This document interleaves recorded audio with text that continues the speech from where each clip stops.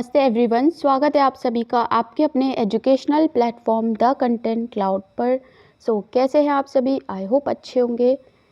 आज हम लोग जो डिस्कस करेंगे वो 5th क्लास है ये आपकी। ओके, अगर आपने 4 क्लासेस हैं वो नहीं देखी हैं तो उन्हें ज़रूर देखिएगा, तभी आपको अच्छे से, अगर आप बिगिनर हैं तो आपको बहुत अच्छे से पजल का समझ आएगा कि कैसे क्या करना है। ओके, प्रीवियस क्लासेस में आपको बेसिक से बताया गया है, सारी टिप्स एंड ट्रिक्स भी शेयर की गई हैं। आप उन्हें ज़रूर देखिएगा, क्योंकि पज़ल आपका एक ऐसा टॉपिक है जो आपका, तो ये टॉपिक के क्वेश्चन आपका railway exam, banking exam, SSC, कई एक एग्ज़ाम में आपसे पूछे जाते हैं। आपका इसको पढ़ना, इसको समझना, सॉल्व करना बहुत इम्पॉर्टेंट है।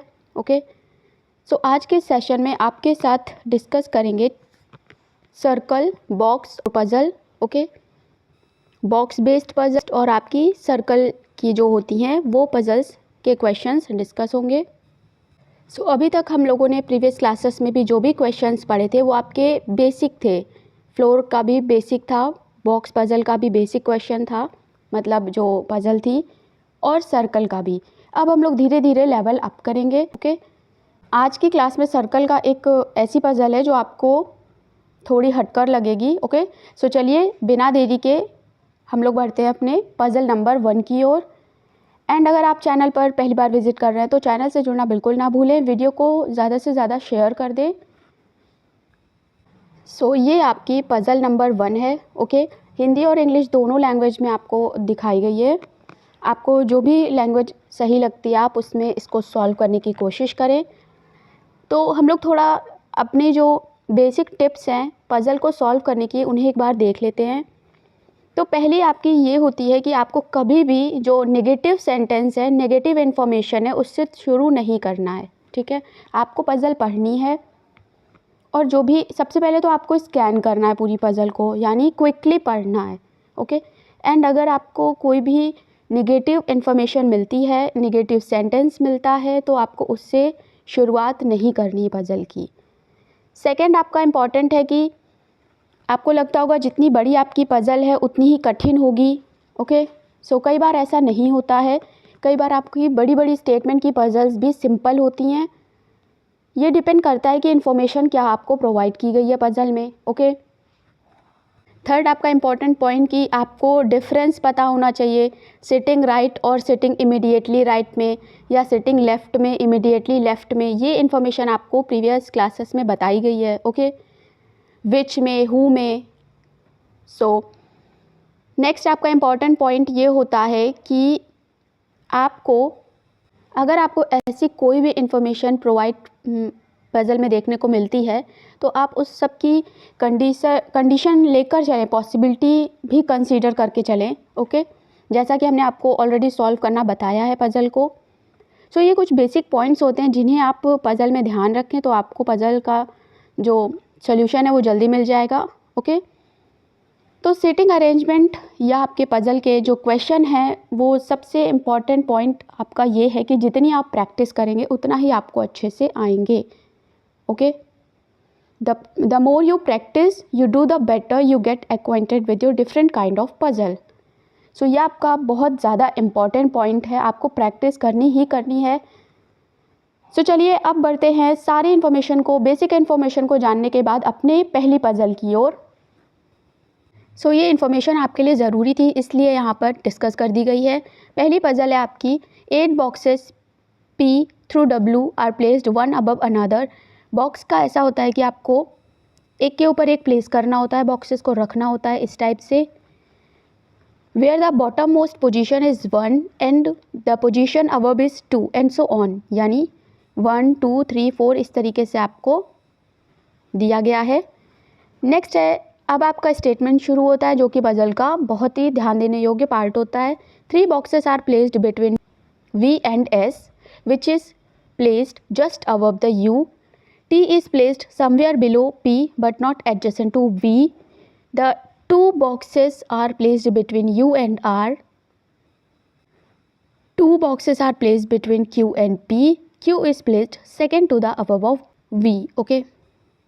सो इस तरीके से आप सारी ही पज़ल पूरी एक बार पढ़ लें जल्दी से, और आप ये दिमाग में रख लें कि क्या आपको किस स्टेटमेंट से आपको पज़ल उठानी है। ओके, सो सबसे पहले जो फिक्स चीज़ें होती हैं हमें उन पर फोकस करना चाहिए। जैसे आपको बोला है वी और एस के बीच 3 बॉक्स रखे गए हैं, ये लाइन आपकी इम्पॉर्टेंट है, आपको इसके साथ पज़ल बनाना शुरू करना होगा। और ये क्वेश्चन टू पज़ल डिपेंड करता है कि उसमें क्या इम्पॉर्टेंट आ रहा है। ठीक है, ये इस पज़ल का इम्पॉर्टेंट लाइन है। 8 टोटल बॉक्स हैं, वी और एस के बीच में 3 बॉक्स हैं और यू के ठीक ऊपर रखा गया है। ओके, सो चलिए अभी हम लोग इसे सॉल्व करते हैं। सो सबसे पहले 8 बॉक्सेस हैं। ओके, हम नंबरिंग नहीं कर सकते लेकिन हम माइंड में रख सकते हैं कि ये हमारे नंबर्स इस तरीके से प्लेस होंगे। हमें बढ़ना है अपने स्टेटमेंट की ओर। जो पहला है कि 3 boxes are placed between V and S, V और एस के बीच में 3 बॉक्स हैं, 1, 2 और 3। ओके, नेक्स्ट आपका लाइन है S which is placed just above you. यहाँ आपका यू बैठा है, एस जो है वो यू के ठीक ऊपर बैठा है। अगली आपकी लाइन है,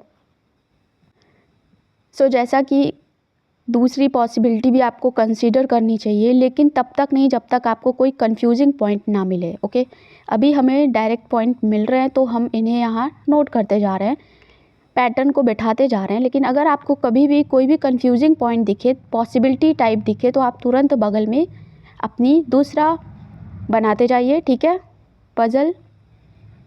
सो यहाँ पर अब अगली लाइन है T is placed somewhere below P. So ये लाइन आपकी दिमाग में रखने वाली है कि जो टी है वो कहीं ना कहीं पी के नीचे है। ओके, या ये बॉक्स है पी वाला, ये पी के नीचे कहीं रखा हुआ है। ठीक है, T is placed somewhere below P but not adjacent to V. लेकिन ये जो टी बॉक्स है ये आपका वी के आसपास नहीं है। ओके, अब अगली लाइन है 2 boxes are placed between U and R. तो यहाँ से हमें कुछ फिक्स मिल गया कि U जो कि ये है और R के बीच में 2 बॉक्स हैं। तो चलिए इसे हम लोग फिक्स कर देते हैं। U यहाँ पर है 1, 2, यहाँ आपका R आ जाएगा। ओके, सो इस तरीके से U और आपके R के बीच में 2 बॉक्स प्लेस हो गए। ओके, एक और ये S दूसरा। नेक्स्ट है लाइन की 2 boxes are placed between Q and P, यानी P और Q के बीच में कहीं ना कहीं 2 बॉक्स रखे हुए हैं। सो काउंट कर लें, आपका टोटल 8 बॉक्सेस हैं और हमारे प्लेस पोजीशन जो है वो इनकी सेट हो गई है 1, 2, 3, 4, 5, 6। ओके, सो या तो हमारा Q है और P है वो कहीं नीचे हो सकता है। ओके, U के कहीं नीचे प्लेस हो सकता है। तो Q और P के बीच में 2 बॉक्स हैं, तो हो सकता है हमारा P यहाँ आ जाए और Q नीचे यहाँ U के नीचे प्लेस हो जाए। ओके, सो ड्रॉ कर लेते हैं हम लोग दूसरी पॉसिबिलिटी। नेक्स्ट लाइन आपकी है कि Q is placed second to the above of V। So अब हमें इस पॉसिबिलिटी की कोई ज़रूरत नहीं है। ओके, हम लोग आसानी से यहाँ पर Q को प्लेस कर सकते हैं क्योंकि Q की पोजीशन जो है वो V के सेकेंड 2 प्लेस अबव है। ओके, यानी V के यहाँ पर कोई बॉक्स रखा है और फिर आपका Q है। सो लास्ट लाइन से हमें पता चल गया कि Q की पोजीशन V के अबव में है, यानी 2 प्लेस अबव V, यानी फर्स्ट प्लेस ये और सेकेंड प्लेस आपकी हो गई ये, यहाँ पर आपका Q बैठा है। नेक्स्ट आप सेकेंड लास्ट लाइन आपकी है कि 2 boxes are placed between Q and P। तो अब ये हमारा फिक्स हो गया कि P हमारा किधर रखा जाएगा, P box. Okay, P box हमारा आ जाएगा V के जस्ट नीचे, तभी आपके हो जाएंगे इसके बीच में 2 बॉक्स, 1 और ये 2। अब हम लोग ध्यान से देखें तो हमारे बॉक्स बचा एक W और एक T। तो T से रिलेटेड इन्फॉर्मेशन हमें दी गई है कि T is placed somewhere below P but not adjacent to V, यानी टी आपका कहीं ना कहीं पी के बिलो है, नीचे रखा हुआ है, लेकिन वी के आसपास नहीं है, ठीक है।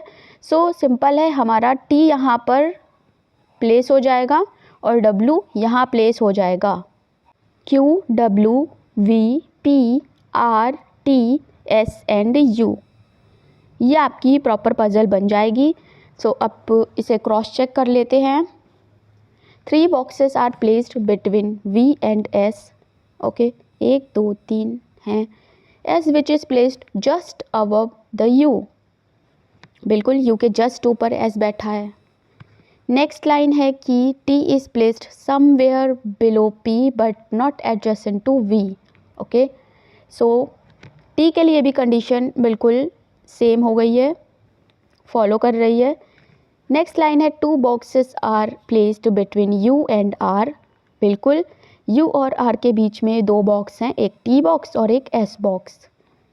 अगली लाइन है 2 boxes are placed between Q and P, तो क्यू और पी के बीच में भी हमारे ये 2 बॉक्स हैं, डब्ल्यू एंड यू।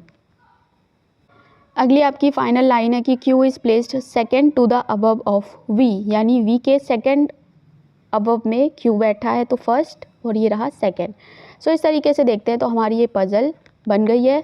कंडीशन सारी फुलफ़िल होनी चाहिए, आपकी मैच होनी चाहिए, तभी आपकी पज़ल आपको सही कहेंगे कि हाँ ये पर्टिकुलर पज़ल हमारी सही बनी है। अब इससे रिलेटेड आपको क्वेश्चंस पूछे जाते हैं एग्ज़ाम में, ओके। सो अब आप आसानी से जो भी क्वेश्चंस आपसे पूछे जाएंगे आप उसको आंसर कर लेंगे। सो ये थी हमारी first puzzle, box puzzle. I hope आप सभी को क्लियर हो गया होगा। कोई भी कन्फ्यूज़न हो तो कमेंट में ज़रूर बताइएगा, या फिर आप वीडियो को थोड़ा पीछे करके देख लेंगे तो आपको आसानी से समझ आ जाएगा। बढ़ते हैं अपनी नेक्स्ट पज़ल की ओर। सो नेक्स्ट अपनी पज़ल है वो आपकी सिंपल सर्कल की पज़ल है, ओके। आपको कुछ इन्फॉर्मेशन दी गई है, आपको उसको फॉलो करना है। सो आप वीडियो को पॉज करके पहले खुद बनाने की कोशिश करें, ओके। अगर आपसे नहीं बनती है तो कोई बात नहीं। चलिए हम लोग पढ़ लेते हैं सारी इन्फॉर्मेशन। क्वेश्चन है आपका कि दिशा निर्देश आपको दिए गए हैं, जानकारी को ध्यान से पढ़ें और नीचे दिए गए फिर आप प्रश्नों का उत्तर दें जो भी आपके क्वेश्चंस होंगे, ओके। अभी हम लोग जो भी स्टार्टिंग की क्लास है इसमें क्वेश्चंस नहीं ले रहे हैं, क्योंकि आपको पज़ल बनाना इम्पॉर्टेंट है, क्वेश्चन तो फिर आप कर ही लेंगे, ओके।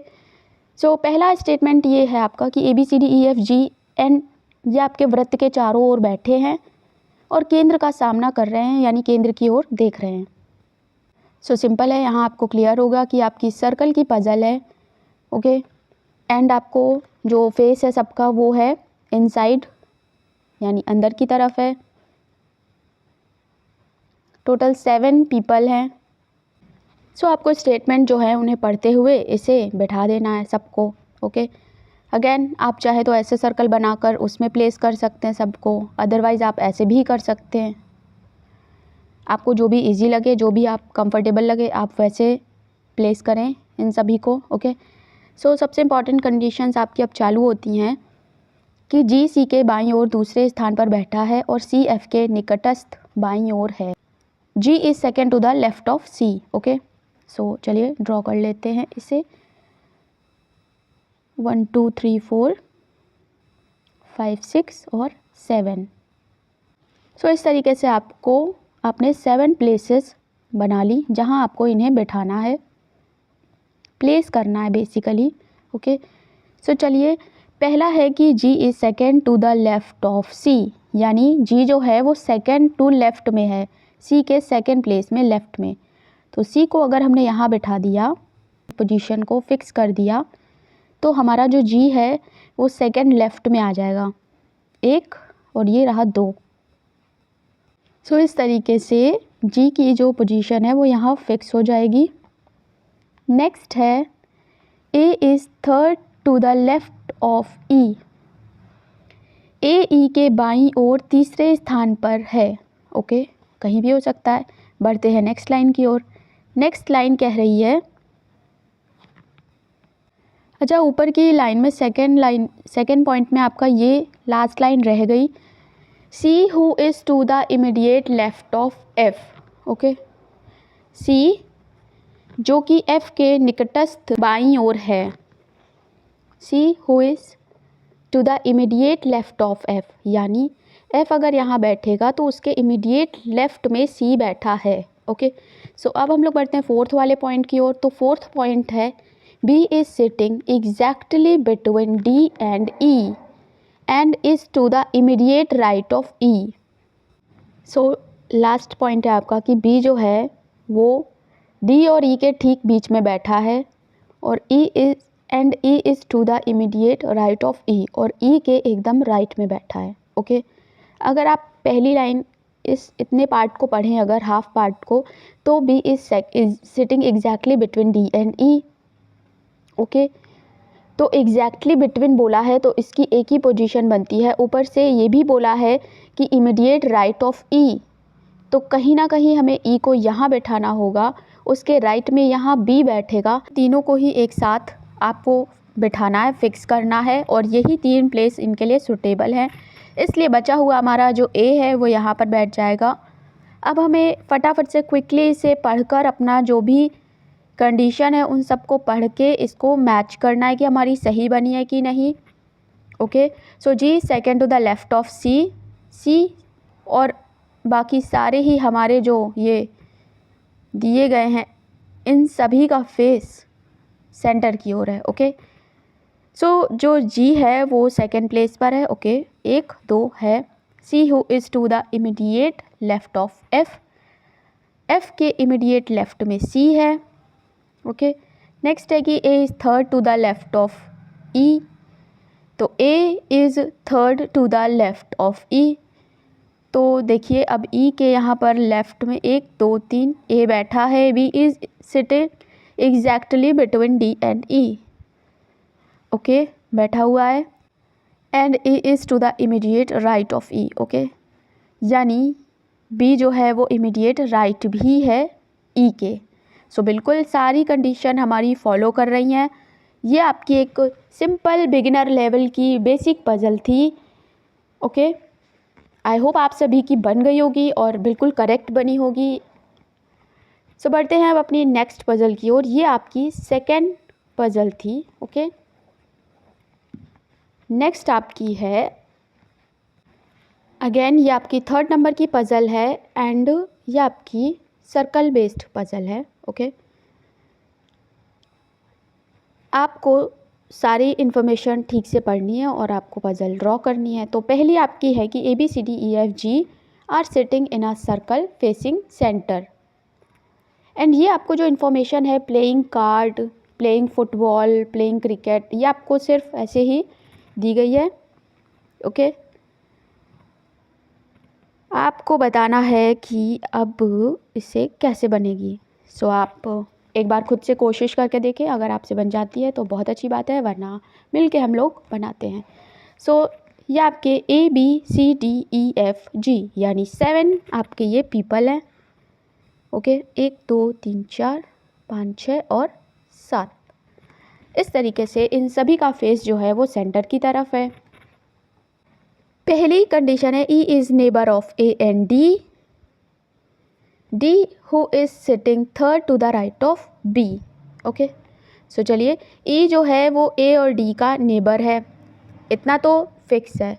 तो चलिए बना देते हैं हम लोग, E को बैठा देते हैं यहाँ पर। Okay, E is neighbour of A and D, right, A और D बैठ गया। कैसे भी बैठ सकता था, वो सब आपको आप कैसे भी बिठा लेंगे।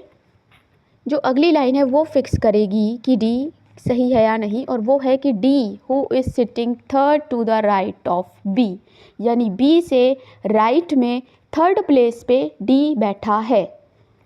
ओके, सो आप यहाँ पर B को बिठा दें और 1 2 और 3 ये आपका हो गया D का स्थान। आप ऐसे भी कर सकते थे कि D यहाँ बैठता, A यहाँ बैठता। ओके, अगेन B के राइट में ही आपको D होता, तो आपका B कहाँ बैठ जाता, 3 2 1, तब आपका जो B है वो राइट में यहाँ बैठ जाता। सो का ये हो गया इतना। नेक्स्ट आपकी लाइन है कि G is not between F and C, जी जो है वो एफ़ और सी के बीच में कहीं नहीं है। इसका मतलब ये क्लियर हुआ कि जी है वो एफ़ और सी, जी जो एफ़ और सी है उसके बीच में कहीं नहीं बैठा है। ओके।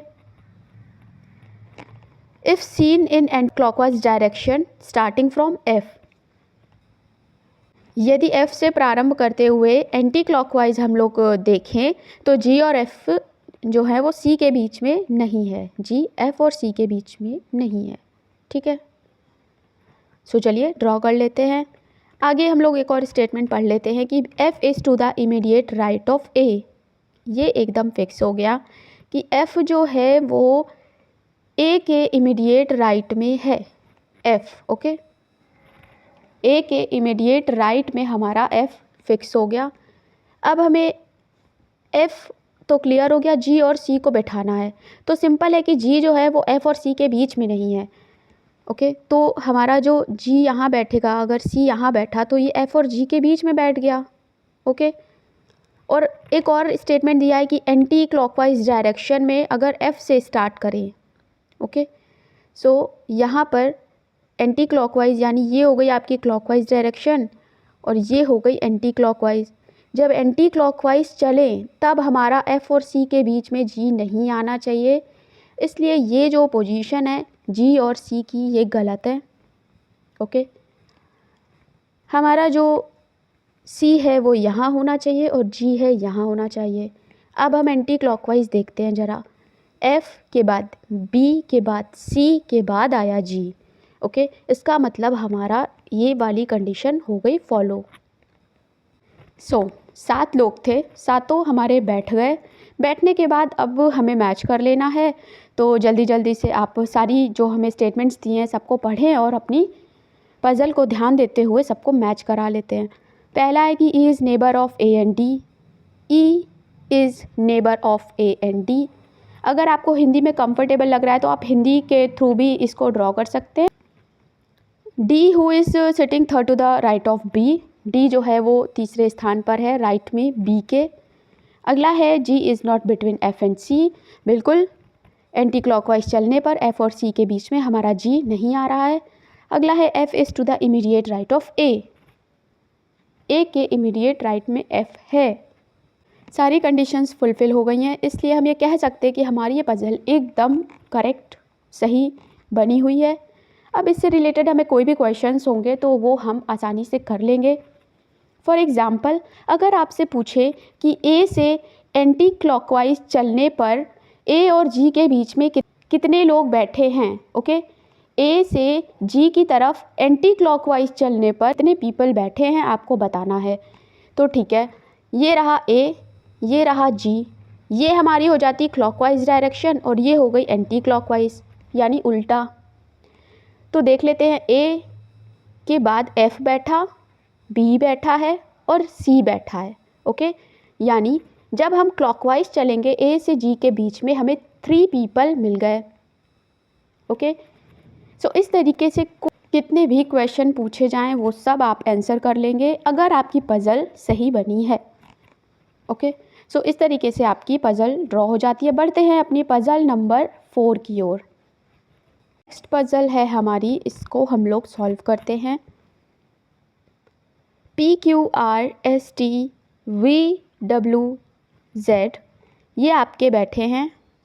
ओके, सर्कल पे बैठे हैं, सेंटर की ओर इनका फेस है।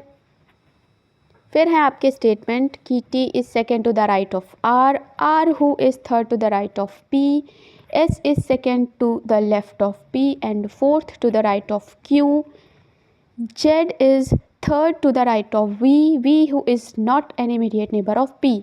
इस तरीके से आपको पूरी पज़ल को पढ़ लेना है। पढ़ने के बाद इसमें जो भी फिक्स हैं और नेगेटिव नहीं है उन सारे पॉइंट्स को उठाना है और पज़ल बनाना शुरू कर देना है। सो चलिए, ये आपकी डायरेक्शन लिखी हुई हैं। ओके, जिन्हें आपको ऐसे ही पढ़ लेना है। अब हम लोग अपनी पज़ल को ड्रॉ करते हैं। सो सबसे पहले तो आपको 8 लोग दिए गए हैं, P Q R S T V W Z. आपको पता चल गया कि 8 लोग हैं। 8 आपने प्लेस ऐसे ड्रॉ कर ली। ओके, सबका फेस सेंटर की तरफ है। ओके, ये आपका अंडरस्टूड है, आपको माइंड में ये लेकर चलना है। नेक्स्ट है कि T is second to the right of R, R who is third to the right of P, T is second to the right of R. Okay, so शुरू करते हैं यहाँ से। अगर आर यहाँ बैठ गया तो टी जो है वो सेकेंड राइट में है, यानी 1 2। ओके, यहाँ पर आपका जो टी है वो बैठ जाएगा। आया है कि R who is third to the right of P, यानी जो आर है आपका वो पी के राइट में थर्ड है। ओके, सो पी यहाँ बैठ नहीं सकता। अगर पी यहाँ बैठता है, ओके, पी यहाँ बैठता है तो 1 2 3 यहाँ आर होना चाहिए, गलत हो जाएगा। पी यहाँ बैठता है तो 1 2 3, इसका मतलब पी की पोजीशन हमें क्लियर हो गई। पी हमारा बैठा है इस पॉइंट पे। ओके, तब जाकर हमारा आर है वो थर्ड प्लेस पर हो जाएगा, 1 2 3। ठीक है, नेक्स्ट है कि S is second to the left of P, यानी एस पी के सेकेंड प्लेस पे बैठा है। राइट, ठीक है, तो पी हमारा बैठ गया यहाँ पर, एस की पोजीशन हो जाएगी यहाँ पे फिक्स, एस हमने यहाँ बैठा दिया। अगला पॉइंट है कि S is second to the left of P and fourth is to the right of Q, Q के फोर्थ में राइट में ये एस है। ओके, यानी Q अगर यहाँ बैठेगा तो 1 2 3 4 यहाँ पे नहीं बैठ पाएगा। ओके, तो Q बैठेगा यहाँ पर R के बगल में। R के बगल में जब ये बैठेगा तब S जो है वो राइट में फोर्थ नंबर पे आ जाएगा, S हमारा। अगली लाइन है Z is third to the right of V, या Z is third to the right of V। Okay, जो Z है वो V के थर्ड राइट में थर्ड प्लेस पे बैठा है। V who is not an immediate neighbour of P। Okay, तो जो V है हमारा वो कहीं से भी P का नेबर नहीं है, तो V हमारा यहाँ नहीं बैठ सकता, यहाँ नहीं बैठ सकता। ओके, सो V की पोजीशन हमारी यही एक बची, और इसके साथ बैठने से ही Z की पोजीशन हमारी फिक्स हो गई। बचा है W, तो W बैठ जाएगा यहाँ पर, और इस तरीके से पज़ल हमारी बन गई है। अब हम इसे क्रॉस चेक कर लेते हैं। तो कह रहा है T is second to the right of R। Okay, R के सेकंड में राइट में टी है। R who is third to the right of P, यानी आर पी के थर्ड राइट में थर्ड प्लेस पर है। अगला है S is second to the left of P. Okay, left में सेकंड प्लेस पर है। And fourth to the right of Q. Next हमारी है कि क्यू से ये फोर्थ प्लेस पर है एस। ओके, है 1 2 3 4। जेड जो है वो वी के थर्ड प्लेस में है राइट में, तो ये राइट में थर्ड प्लेस पर है। और हमारा जो वी है ये बिल्कुल भी पी का नेबर नहीं है। सो सारी कंडीशन हमारी फॉलो हो गई हैं। सो हम ये कह सकते हैं हमारी ये पज़ल एकदम करेक्ट बनी है। कोई भी कंडीशन अगर फॉलो नहीं करती है आपकी तो डेफिनेटली आपकी पज़ल रॉन्ग होगी, और रॉन्ग होगी तो आपके जितने भी क्वेश्चंस हैं वो भी गलत हो जाएंगे। सो इस तरीके से अब हम लोग बढ़ते हैं अपनी नेक्स्ट पज़ल की ओर। सो नेक्स्ट आपकी पज़ल है ये, जिसमें आपको ये भी आपकी एक सर्कुलर पज़ल है। ओके, आपको बोला है कि ABCDEFGH और K ये हैं और केंद्र की ओर मुँह करके बैठे हैं। फिर आपको कंडीशंस दे दी गई हैं। सो चलिए जल्दी से हम लोग इस पज़ल को बना लेते हैं। टोटल आपके पास 9 मेंबर हैं। ओके, सो 9 प्लेस आप डिसाइड कर लें। 1 2 3 4 5 6 7 8 एंड 9। ओके, सो ये हो गई सारी 9 प्लेस। अब हम लोग पढ़ते हैं कंडीशंस को। पहला स्टेटमेंट है कि F is fourth to the right of A who is third to the right of B। F A के दाईं ओर चौथे स्थान पर है और A B के दाईं ओर तीसरे स्थान पर है। चलिए बैठा देते हैं F को और B को, A को, सबको। F is fourth to the right of A, तो अगर हमने A को यहाँ बैठाला तो F जो है वो राइट में फोर्थ प्लेस पे हो जाएगा, यानी 1 2 3 और 4। F हमारा बैठ गया यहाँ पर। A who is third to the right of B। अब जो यहाँ पर हु है वो आपका यूज़ हुआ है A के लिए, तो A who is third to the right of B, यानी B के राइट में तीसरे प्लेस पर है। 1 2 3, यानी B आपका कहीं ना कहीं यहाँ बैठा है। ओके, यहाँ बैठा है। नेक्स्ट आपकी लाइन है कि K is fourth to the left of B. K जो है वो बी के लेफ्ट में फोर्थ प्लेस पे है, यानी 1 2 3 और 4 के आपका कहीं कहीं यहाँ पर है। Okay, right. नेक्स्ट है and third to the right of D, और डी से ये तीसरे में है, राइट में। तो डी जब यहाँ बैठेगा तब ये 1 2 थर्ड में राइट में आ जाएगा। अगला स्टेटमेंट है कि C is second to the right of H. C is second to the right of H, यानी सी जो है वो एच के सेकेंड राइट में है। H who is immediate neighbour of A. Okay, so यहाँ पर क्लियर हो गया है कि एच यहीं पे बैठेगा। ओके, एच हमारा यहाँ फिक्स हो गया है और सी की position second to the right यहाँ पे फिक्स हो गई है। अगली आपकी स्टेटमेंट है E is second to the left of G, यानी ई और जी में आपका तय करना है आपको कि कहाँ कौन बैठेगा। तो ई जो है वो जी के लेफ़्ट में है, और तभी हो पाएगा जब हमारा जी यहाँ बैठा हो और ई यहाँ बैठा हो, तभी ये सेकेंड टू द लेफ़्ट हो पाएगा। और इस तरीके से हमने सभी को बैठा दिया है। आप चाहें तो पज़ल को क्रॉस चेक कर लीजिएगा। हमारी जो पज़ल है वो आपकी एकदम सही बनी है। ओके, सो बढ़ते हैं अपनी नेक्स्ट पज़ल की ओर। सो नेक्स्ट हमारी पज़ल है वो आपकी सर्कुलर बेस्ड पज़ल है, सर्कल पज़ल है। ओके, जिसमें आपको एक डिफरेंट चीज़ दी है, वो आपको पढ़ने पर पता चल जाएगी। ओके, सो पढ़ते हैं हम लोग।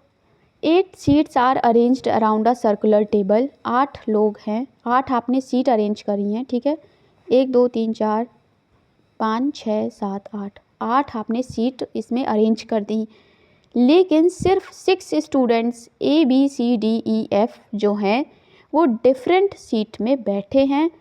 इनमें से कोई 2 सीट उन्होंने छोड़ दी हैं खाली, यानी वैकेंट। ओके, सो यानी जो 6 स्टूडेंट हैं वो 6 जगह कहीं बैठे हैं, और इनमें से कोई 2 जगह हैं जो खाली हैं। 2 सीट जो हैं वो खाली हैं, वैकेंट हैं। Neither of vacant seat is adjacent to each other, यानी कोई भी जो 2 खाली सीटें हैं वो आपकी अगल बगल नहीं हैं। ओके, यानी ये भी खाली बगल में हो गई, और ये ऐसी कंडीशन नहीं है, कोई भी 2 खाली सीट्स अगल बगल नहीं हैं। इतना आपको क्लियर हो गया। अब हम लोग पढ़ते हैं स्टेटमेंट्स और अपनी पज़ल को बनाते हैं। ओके, सो 1 2 3 4 5 6 7 8 ये हमारी सीट्स हो गई जिनमें हमें 6 स्टूडेंट को बिठाना है। ओके, सो पहला आपका स्टेटमेंट कह रहा है कि F sit second to the right of E, यानी जहाँ कहीं भी ई बैठा है उसके सेकेंड राइट में एफ बैठेगा। ओके, यहाँ बैठ सकता है। ओके, एफ यहाँ बैठ सकता है, लेकिन अब हमें ये भी तो समझना चाहिए, क्या ज़रूरी है कि ई के बगल वाली सीट हमारी खाली ना हो? ऐसा भी तो हो सकता है कि सी के बगल वाला जो प्लेस है ये सीट हमारी वैकेंट है, तो हमें इस वाले केस को भी स्टडी करना होगा, इसे लेकर चलना होगा। ओके, सो अब हम लोग केस सेकंड ले लेते हैं, और ये समझना चाहिए कि ई अगर यहाँ बैठा तो अगर हमने जाना कि उसके बगल वाली सीट ये वैकेंट है। ओके, वैकेंट यानी यहाँ पर कोई भी नहीं बैठा है, ये खाली सीट है।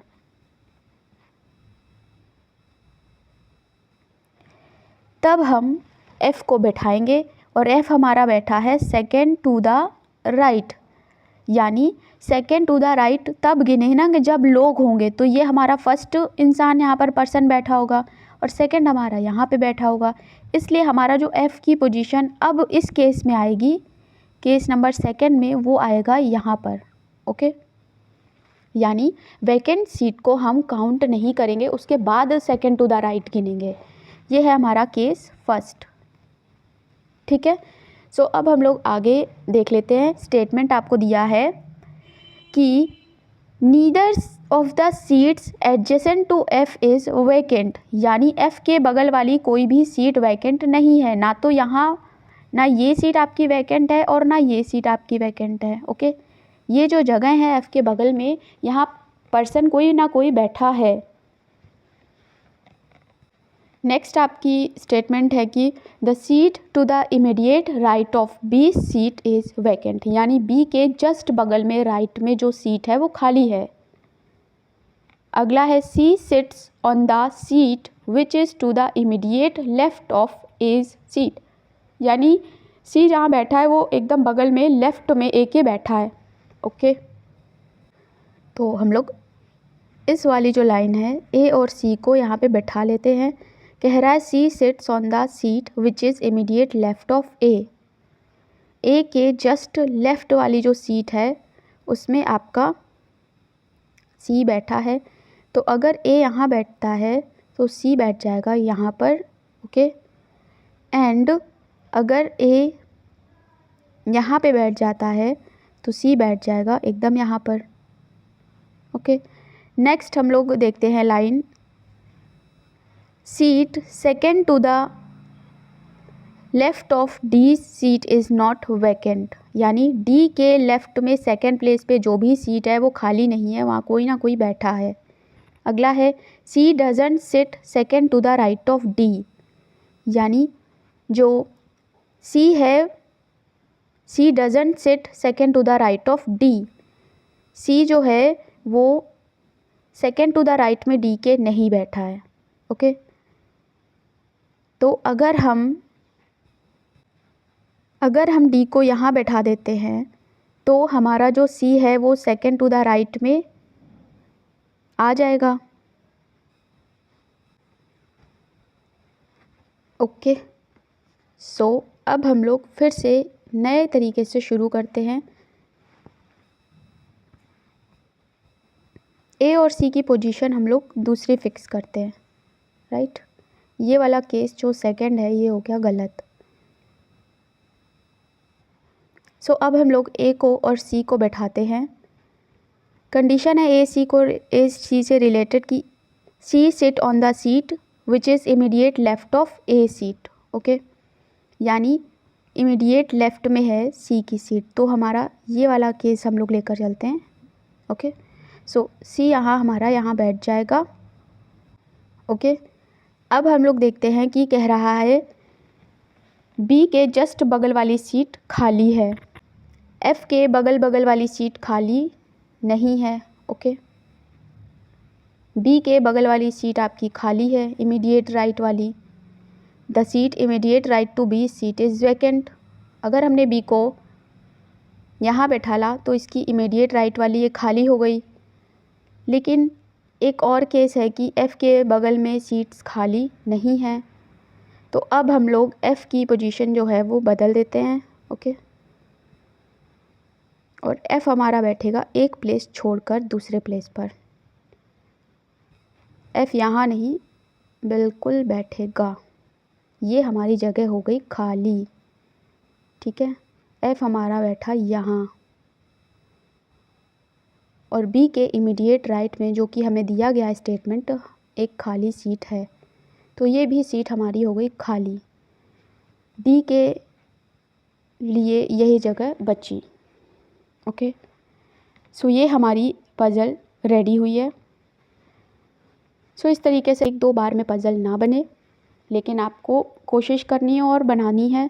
कंडीशंस आपको लेकर चलनी है, एक नहीं तो दूसरी, दूसरी नहीं तो तीसरी डेफिनेटली सही बनेगी। सो इसमें जो आपका टर्निंग पॉइंट है वो थे आपके ये खाली सीट। ए और सी की पोजीशन अगर आप ठीक से बैठा देते, जैसे हम लोगों ने यहाँ बैठाला और यहाँ हमारे गलत हो गया, ठीक है, इसलिए हमारी जो ये पज़ल है ये एकदम सही है। एक बार हम लोग इसे मैच कर लेते हैं। सो फर्स्ट लाइन है आपकी कि neither of the vacant seat is adjacent to each other, यानी कोई भी खाली जो सीट हैं वो बगल बगल नहीं है, बिल्कुल सही बात है। अगली लाइन है F sit second to the right of E, यानी ई के दूसरे स्थान पर एफ़ है, बिल्कुल एक दो खाली जो प्लेस होती है इसे हम काउंट नहीं करते हैं, पहला ये होगा प्लेस और दूसरा ये होगा एफ़ के लिए। नेक्स्ट लाइन है कि neither of the seat adjacent to F is not vacant, F के बगल में जो भी सीट हैं वो खाली नहीं है, तो बिल्कुल हमारी भरी है। एक तरफ डी बैठा है और एक तरफ बी बैठा है। अगली आपकी लाइन रिलेटेड है कि the seat to the immediate right of B seat is vacant. B के जस्ट बगल वाली सीट आपकी खाली है, तो ये बिल्कुल खाली है। अगली लाइन है कि C sits on the seat which is to the immediate left of H's seat. ठीक है, इमीडिएट लेफ्ट में बैठा है सी। अगला है कि seat second to the left of D's is not vacant. तो डी अगर यहाँ बैठा तो सेकंड लेफ्ट में ये हो गई और वो भी भरी है, ये यहाँ बैठा है। नेक्स्ट है C does not sit second to the right of D. C जो है वो सेकेंड टू द राइट में भी नहीं है डी के, बिल्कुल। सो इस तरीके से हम ये कह सकते हैं कि हमारी जो ये पज़ल है ये बिल्कुल करेक्ट बनी है, सारी कंडीशन फॉलो हो रही हैं। ओके, सो यहाँ फिनिश होती है हमारी ये 6 टोटल पज़ल। इसमें आपकी एक ये डिफरेंट पज़ल भी थी, आपको वैकेंट सीट दी गई थी जिसे आपको काउंट नहीं करना होता है। सो यहाँ फिनिश होता है हमारा ये आज का क्लास का सेशन। ओके, जहाँ आपने 6 पज़ल आपके साथ में डिस्कस हुई हैं। सो मिलते हैं नेक्स्ट सेशन में, नेक्स्ट क्लास में। तब तक के लिए चैनल पर न्यू है तो चैनल से जुड़ जाएं, वीडियो को शेयर कर दें। Thanks for watching.